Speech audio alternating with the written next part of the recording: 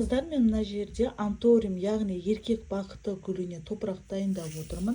Древесный угли бар, ішінде тамырын шірітпейтін. Қараңыздар, анториум гүлі жалпы өте қышқыл топырақты жақсы көреді. Сол себепті де составын, құрамын қышқыл етіп жасау керек. Қышқылдықты қалай жасаймыз десеңіздер, мына арнайы анториум гүліне топырақ бар. Қараңыздар, оның ішінен андай сосновый кора, мульча топырақтың қышқылдығын береді негізінде. Одан бөлек оның құрамында қараңыздар, мелкий керамзит та бар. Горшоктың астына керамзит төсеудің қажеті жоқ. Артық ылғалдылықтың барлығын өзінің бойына сіңіретін болады.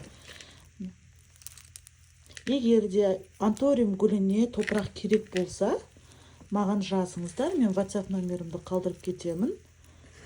Қараңыздар, өте қышқыл. Мынамен айырмашылығы бар. Көрдіңіздер ме? Мынау агробальтпен